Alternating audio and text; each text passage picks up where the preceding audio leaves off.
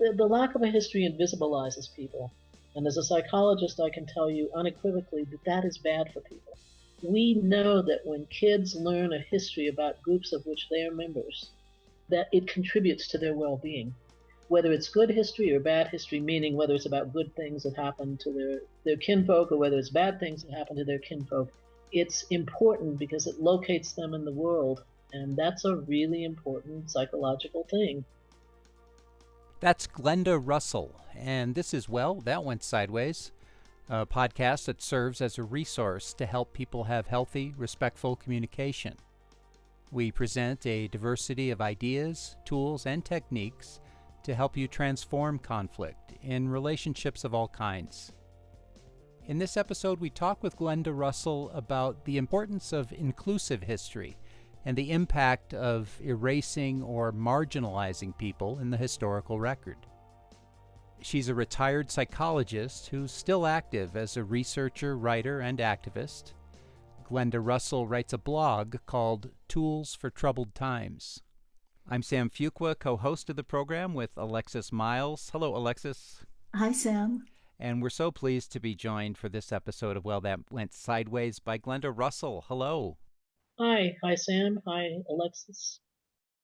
I want to start by asking you about one of the ways you identify yourself, which is as a public or community historian, and some of the thinking and writing you've been doing lately about how individuals or groups of individuals can be erased from history. Can you say something about what you mean by that?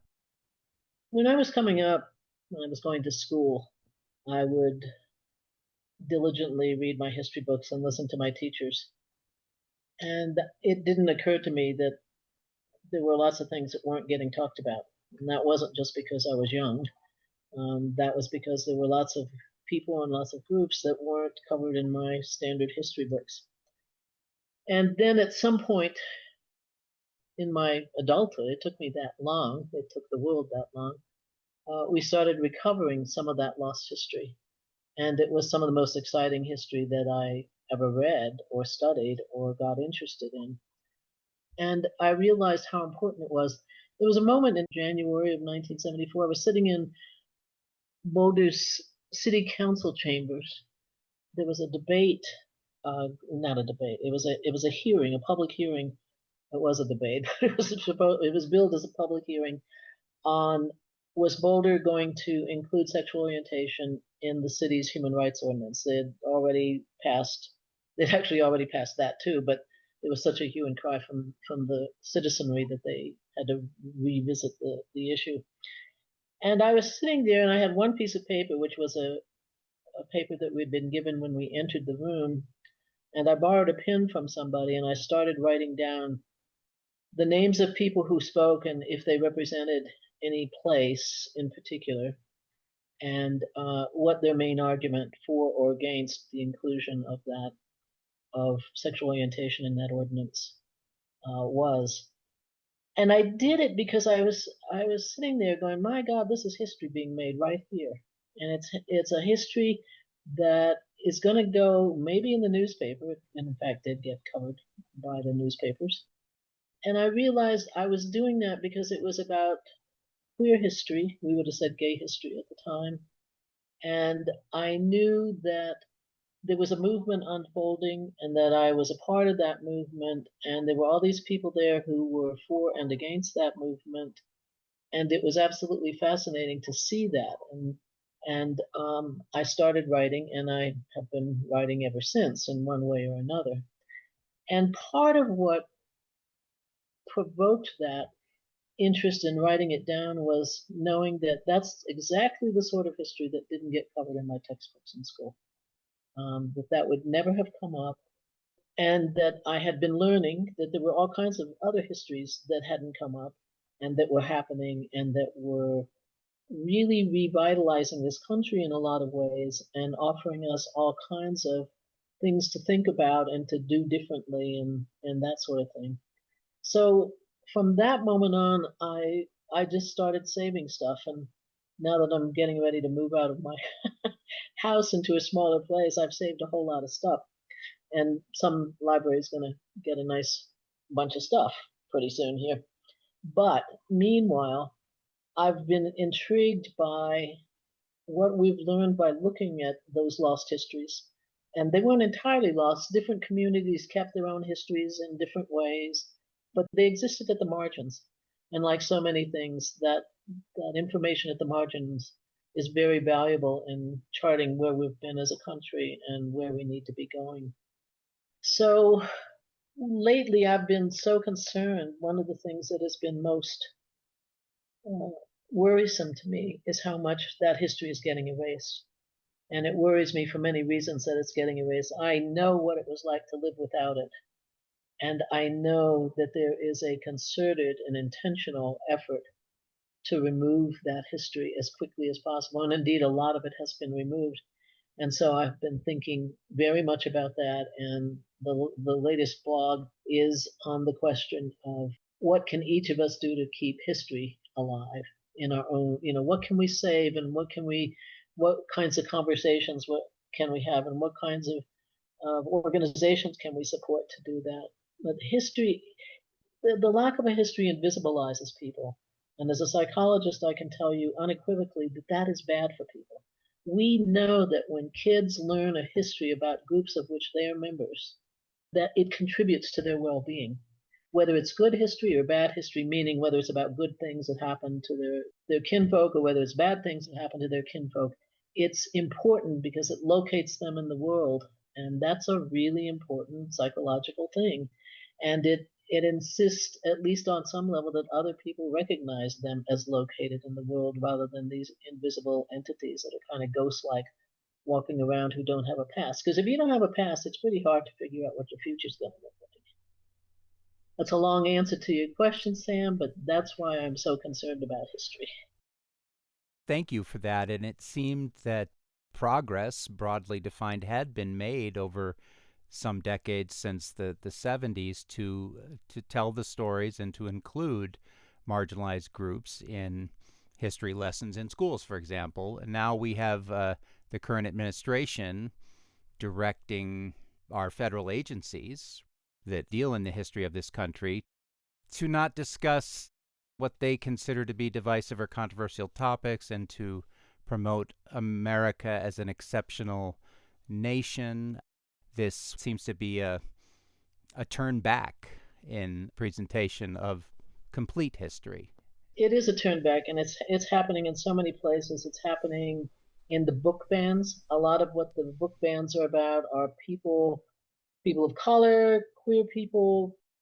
The president has essentially said he wants America to look good, and America only looks good if we hide all the things that have been painful for people about it. It's an interesting approach when you consider that, I feel pretty good now. I'm not thrilled when I find a fault in myself, but I'm thrilled when I can do something about it and actually rectify it. And that has never occurred to him. But of course, he's also somebody who's never had to apologize for anything he has in fact said himself. I think it's in, there are websites that people have now copied and, all over the federal government that have lost all kinds of information about different groups that are quote unquote divisive. And by the way, that language is so interesting. I mean, what does it do to you to think that the big reaction to having history about you is it's divisive? It tells us bad things. I mean, that's a very weird thing to be on the receiving end of. But websites have been one of my favorite ones. This is actually they were going through various governmental websites. I mean, using AI and just purging anytime they'd see certain words. One of the words was gay. Somebody was trying to figure out what happened with this one website about World War II where the airplane that dropped the bomb on Hiroshima didn't didn't exist anymore because it was the Enola Gay. I mean, it was as thoughtless as AI can be, and that's just one sort of silly example, and it's an example that shows you literally change reality when you take away what has happened to people. and that you would consider people who you don't want to know about, or people who give us a bad name, or people who are quote unquote divisive and that sort of thing. I love the Smithsonian. I grew up near DC. The Smithsonian was one of my favorite places to go. It still is. A couple years ago, I was there, and I was just enchanted with how it's changed, because not only is it full of rich history, but they also had so much more historiography in there, so much more description of, we used to think this, but now we think that. And we used to not notice that, this, and that. And I just thought, this is like the kind of history that I would have loved to have learned growing up. And it wasn't just the content that was there, but it was the process of, here's how we understand ourselves, and here's how we understand our country, and here's why it's so important to be paying attention to how we're talking about it, not just to what we think happened. And that's the sort of thing that is very bothersome, apparently, to the administration. They don't like that sort of thing. They like you to believe that there is one true history, there is no perspectivity to history. It just unfolds, and those are the facts, ma'am, and that's what we'll do. So a part of what's being taken away, I mean, clearly the Smithsonian is on notice, and there've been letters published, as well as the famous executive order that was but really for the Smithsonian, but for every other federally funded museum. But we don't want this stuff that gives us a bad name, and we don't want this stuff that insinuates that we're not perfect. So, Glenda, can you give an example of what happens to public discourse when select parts of history are erased? Like, as you were talking, as an African American, I was sitting here just feeling a visceral response, because I know what happened to me as a child when I began learning African American history that I had never heard in schools. Before, Black folks were presented as all these poor, wretched people who were brought to the US, and slavery was the best thing that happened to them because blah, blah, blah, that kind of narrative. Yes, And I yes, remember when I started hearing a different story. I mean, it makes your backbone straighter, yeah, to yeah. hear a different story. So, can you talk about what happens when parts of the narrative are deliberately erased? Can you give an example? I'll start with a quote. It's one of my favorite quotes about history. It's a quote from Adrienne Rich, the poet and essayist. This is not going to be a quote, actually. It's going to be a paraphrase. I don't remember quotes very well, but her quote is something like, when someone in authority, a teacher say, describes the world and you're not in it, it's as if you looked in a mirror and saw nothing. You have a moment of psychic disequilibrium. Those are basically her words. Psychic disequilibrium. That's why, you describe that so well, Alexis, when you talk about your backbone getting straighter. Psychic disequilibrium does not make your backbone straight.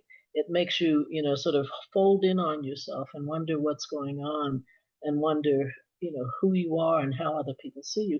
Because what you're getting is either a total invisibility, and that's the ghost-like present, where I'm only a ghost in this history. I don't really exist in it. And I don't matter. And one of the things that we're very aware of now is that everybody needs to matter. Everybody needs a sense of I matter. Everybody needs a sense of I am significant in some way. And that doesn't mean they're significant writ large, like everybody knows your name or something like that.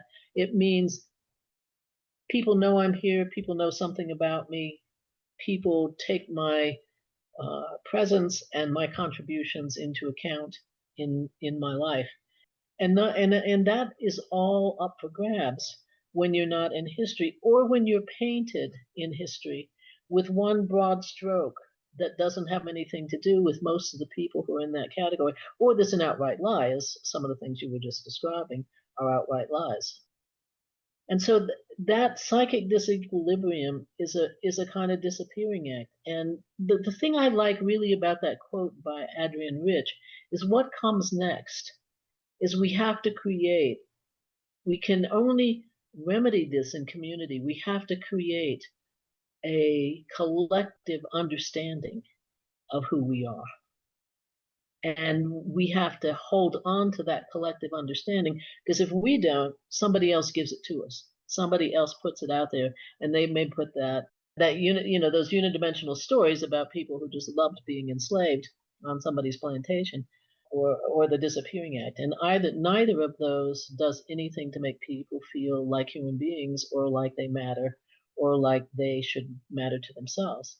I mean, I remember how shocked I was to start reading the history that the feminists regathered in the 70s and going, you mean they were doing that? I didn't know that. I never heard about that in history. I mean, just amazing stuff that I didn't have a clue that it was going on. And it changed it. It gave me a stronger a backbone. I mean, it really does. It influences how you feel about, if I'm in a group and nobody ever gets talked about doing a good thing in that group, where does that leave me? It kind of leaves me, I don't think I can do anything either, because we don't do important things. Otherwise, they'd write about them in history books, right? It's a great way to make people feel disempowered. It's a great way to make people feel like they can't change the things that are there. It's a great way to make people feel they don't matter. And that's bad for people. It's also a great way to not have an accurate history.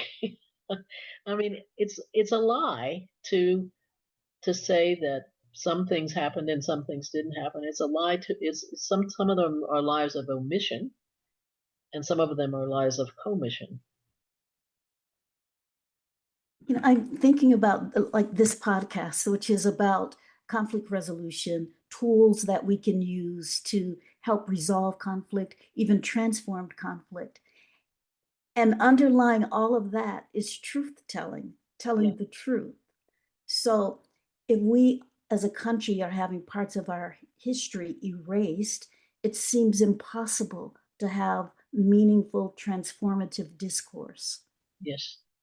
An accurate appraisal of what we're going to talk about, of what happened between us, of what is happening between us, is absolutely essential for conflict resolution.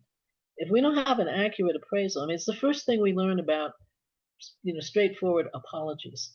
You have to say what the problem was. And if you can't put that into words, you're kind of stuck. You can't go very far at all. There are parts of me, I would say innocent parts of me, that say, surely this is not deliberate. Surely people are not deliberately trying to destroy something. And another part of me that says, oh, this is a deliberate abuse of power. This is how people deliberately, intentionally, consciously grab control. Is that more accurate than just saying, oh, they're just poor, misguided people who don't really know what they're doing? There's a distinction that's really important. I think that there are lots of people running around the world who believe this. They believe the world unfolded as they learned about it in the fifth grade or the eighth grade or whenever they were taking history classes. And then some people got mad because they didn't do enough stuff to be in those history lessons, and they are really sort of intruding on a truthful account, and it was already truthful, and you don't have to go back through and change things and add this stuff that really doesn't matter. I think those people exist. I really do think they're there. I don't know where any particular person is. I do know that I read a couple of times now, I've read the president's, I don't imagine he wrote it, by the way, but I read the Trump's executive order about reclaiming history. He, by the way, used the word insanity as part of how he was characterizing the false history, the revisionist history. I believe that on the part of many people in the administration, I believe on the part of Project 2025 folks, that there really was an intent among at least some of those people, an absolute intent to do away with this history. And I don't know what they believe, because in terms of what they think actually happened historically. But I think that they think the original history that we learned when we were when that I learned when I was younger, I'll say, was accurate, and all this stuff is just fluff that's put on there that doesn't mean anything. I also think that if I say that, I also have to say that they are trying to erase people of color, queer people, people with disabilities, women, all kinds of groups of people in every way that they can, not just through our history. And so you have this confluence of evidence that suggests for some people it really is an abuse of power. There really is an absolute intent to do away with these kinds of things because it makes people powerless to not have histories. It makes them be much more likely to follow the dictates of people who are in power and to not fight back. And it delivers something that I think, and I think this is so relevant to conflict resolution in general. When people are not feeling great about themselves and they're not feeling like they carry much weight or they matter much, that kind of thing, they still can rely on their membership in groups that are privileged to feel better about themselves. And that privilege does make them feel better. I grew up with, those are my people, those are the people I grew up with. And I watched people whom I loved feel better only because of the fact that they were white. And these were poor people. And they felt like, at least I'm better than somebody. And I literally heard words to that effect growing up. And I understand if you feel that bad about yourself, or you don't have a way to feel really good about yourself, I'll say that when it's your history that's being served to you in the first grade, the second grade, the third grade, and, all through school, all through the 8 years you went to school, I'm thinking of somebody in particular here, you go, that's my history. You don't think about that consciously. You don't put it into words, but you have the approbation that comes from my group gets talked about. My group gets written about. My group did the important stuff. And as bad as I feel because I'm poor and I'm not doing well and I'm not educated, I at least have that stuff. I have that feeling. And so there is, when I imagine what happened with people in that predicament when the so-called revisionist history started, when we started recapturing the truth of what had happened to marginalized groups. I think a lot of those people felt what I refer to as privilege deprivation. Like suddenly I didn't have that I had before. I didn't have that thing that made me, at least I have that. At least I can feel good about that. All of it not put into words, because that stuff, when you're struggling, you don't have much time to think about that, for one thing. That's just not the coin of your kingdom usually. But I think that privilege deprivation really is a hard thing. I had something that I could sort of hang my head on and feel okay about, and now you want to take that away from me too. And then they see other things and they hear lies about what actually happens with, say, anti-discrimination laws. And it sounds like, oh, that means somebody gets something that they don't deserve. They don't know that, in fact, if you're going to get a job and look at your membership in a marginalized group, you still have to meet the qualifications for the job. That gets lost in the translation. And so the privilege deprivation comes up with, I'm being cheated, that there's something, I'm angry about it, and underneath it, I think, is just the sadness of, I don't measure up, and I don't matter very much in this society. And I think that makes it very difficult to go the next step, because what we haven't said is, look at what it does to us as a society to reclaim accurate history. We didn't do nearly enough of that. When I've had discussions with people in my family, for instance, I say, what do you teach your kids? You don't teach your kids to keep the lie going. You teach your kids to fess up and figure it out, and then you reward them for having the courage to learn from their mistakes and to move on in a way that has more integrity to it. And they can get that. If people will tell me that about their kids, But it's harder to think about that, partly because it's very hard to acknowledge class differences and other kinds of differences. We want to pretend them away right along with that executive order, because that executive order is absolutely crystal clear. We want it gone. We don't want to be thinking about these things. They bring the country down.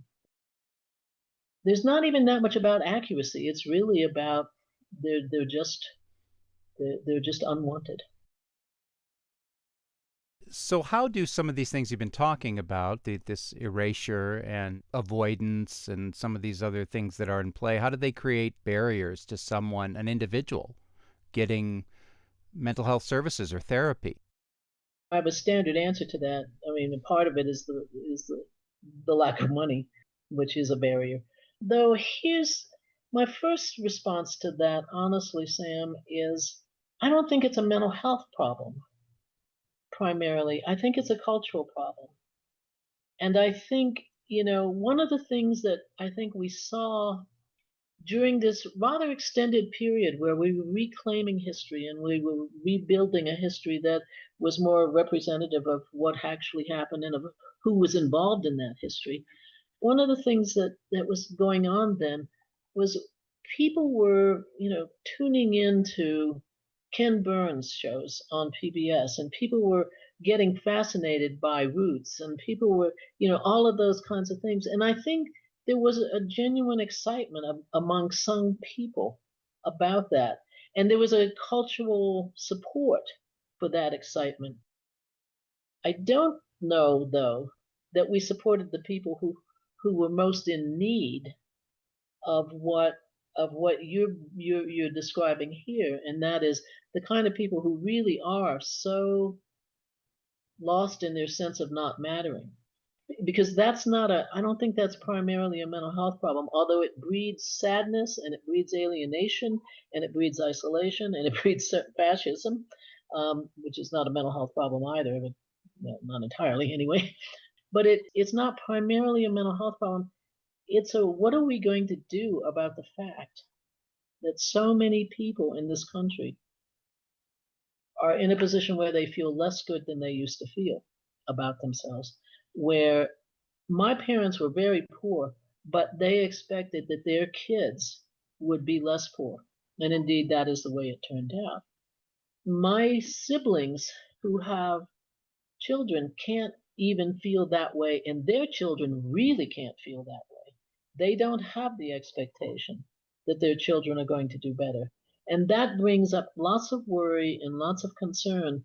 And the answer to that is not therapy. The answer, well, therapy might help you to deal with it and figure out how to move forward with it, actually. I don't want to discourage therapy, participating in therapy. But it's really a problem of we have changed the rules about who has access to just being able to get by in America. And that has changed.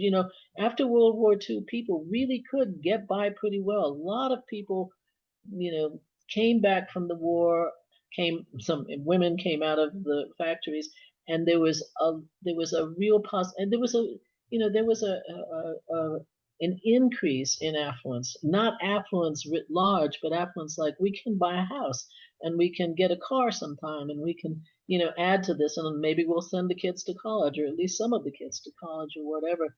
That's not there now. And what we tell people in this capitalist enterprise that we have is how you feel good about yourself is you can do those kinds of things. But they aren't able to do those kinds of things, and their kids will be less likely to be able to do those kinds of things. And that produces misery, and it produces jealousy, and it produces anger, and it produces the need for scapegoats. And one of the ways we get those scapegoats is we take those groups that are Johnny come latelys that I didn't study about in school, and I just start dismissing them and going, that's not real history. What's real history is something else that looks white and heterosexual and male and land owning and et cetera, et cetera. Glenda, I'm thinking about your tools for troubled times because it seems to me that those tools offer us a way to think more deeply and more meaningfully about what's going on in the world in a way that doesn't leave us feeling hopeless. Can you Yeah. talk more about that, about tools for troubled times and some of the things you recommend for people? Let me tell you its roots. In 1992, Colorado faced a referendum called Amendment 2. It was on the ballot, and briefly, it was a popularly initiated referendum that actually was nationally initiated, but it looked like it was, in Colorado, we can get signatures and get on a ballot, and then we could do it even more easily than we can now.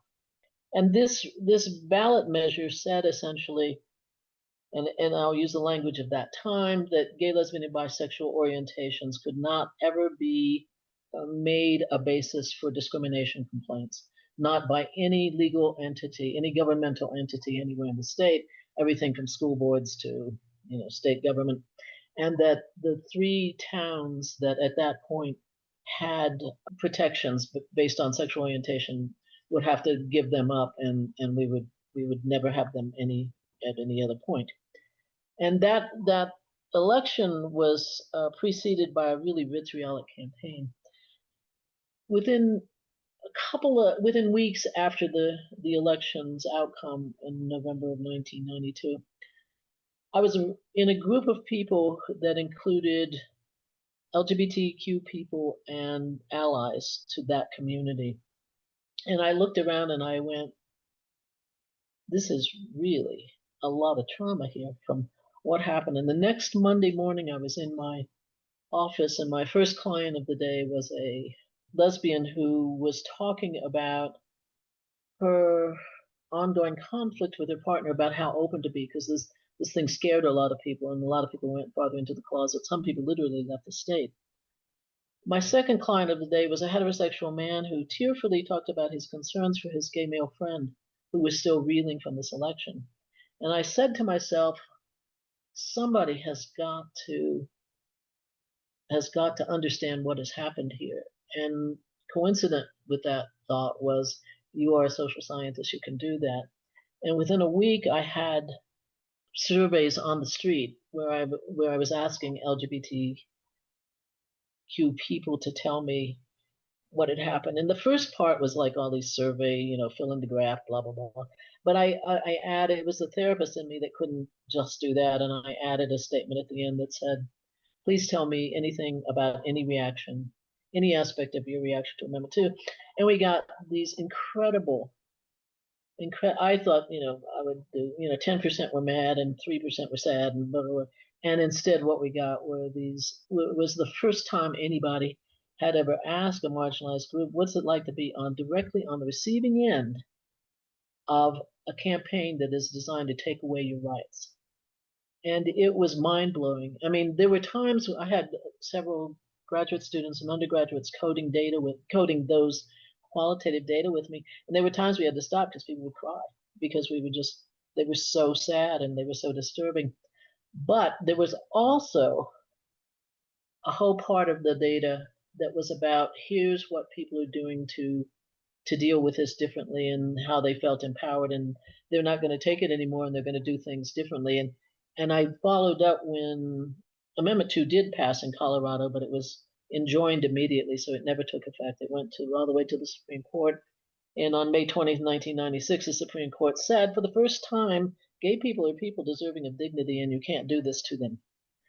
And I had another survey ready to hit the streets as soon as that decision came about. And so I learned a lot in those early studies, and I did some more later on about what happens when people are under siege. And I learned from the people who were going through this stuff, here's what helps. I also learned what hurts, and it was, as I said, painful. But I also was amazed by the resilience and by what happened when people gathered with community. And for some of these people, they had been totally isolated until Amendment 2 came along. They found community, they found common understandings, they found collective power.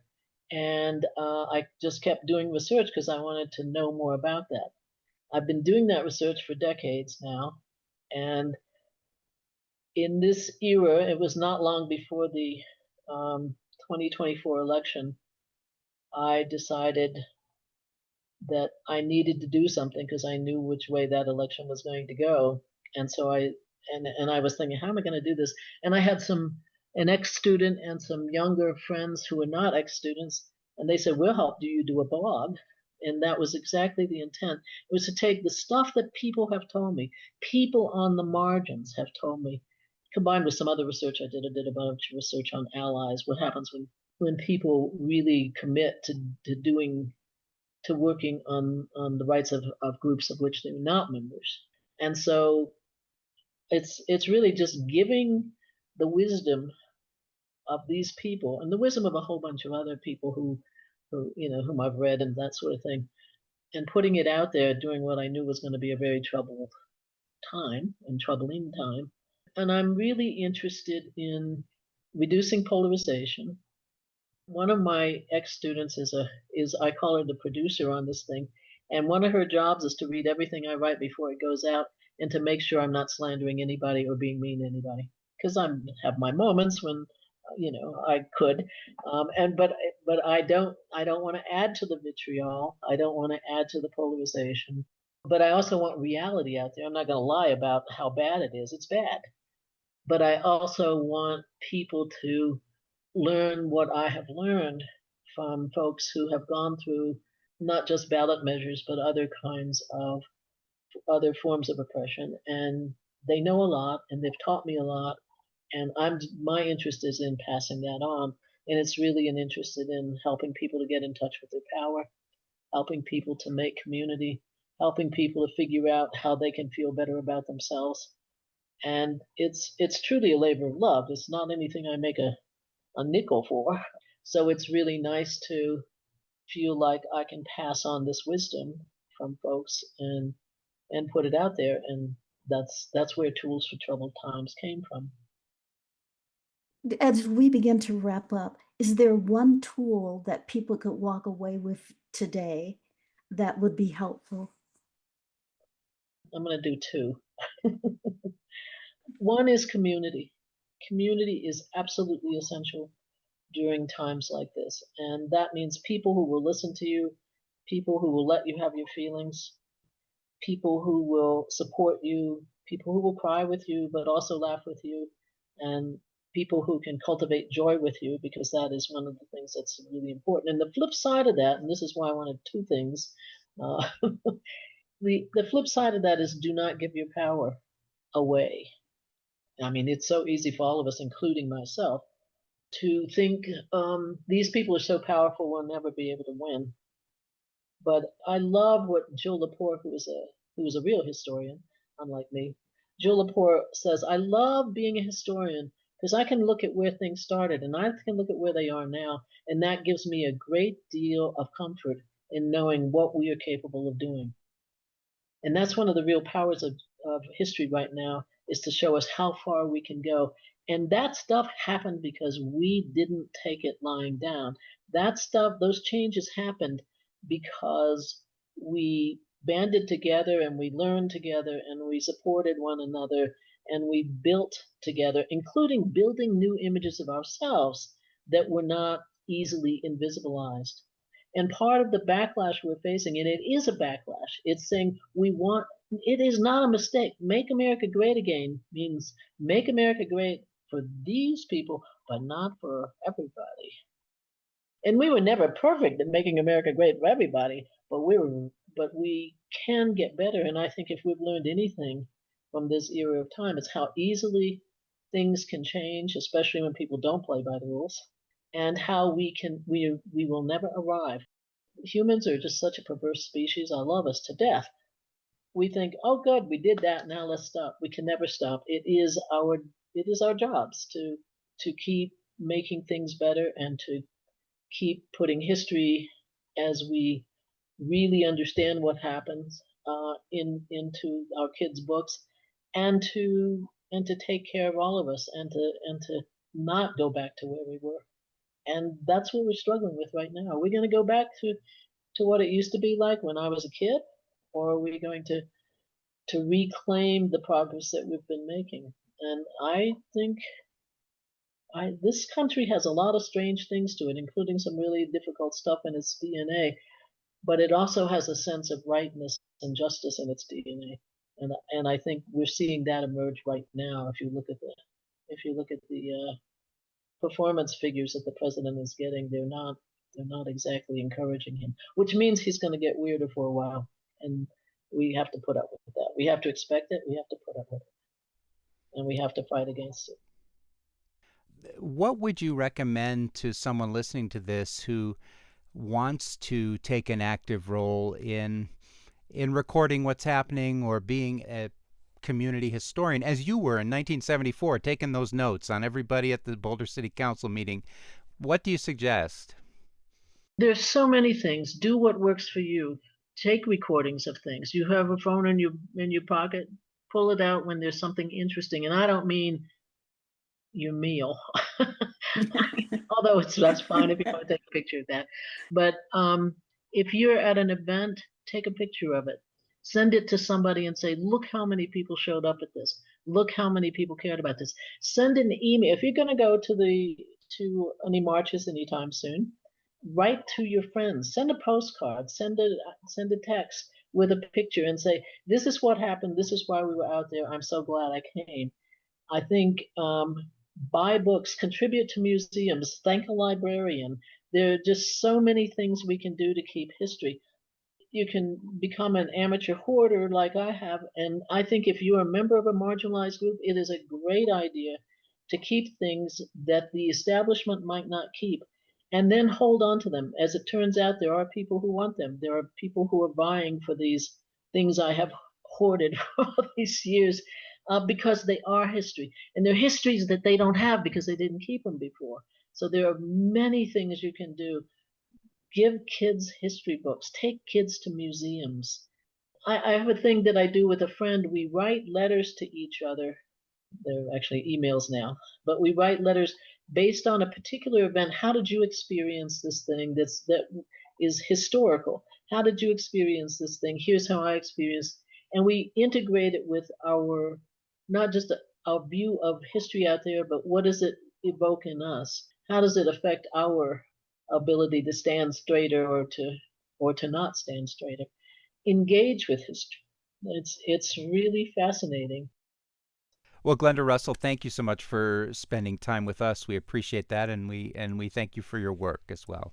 Well, I thank you both for inviting me. It's been my pleasure, honestly. Glenda Russell is a retired psychologist who's still active as a researcher, writer, and activist. You can find her online at her WordPress blog, Tools for Troubled Times.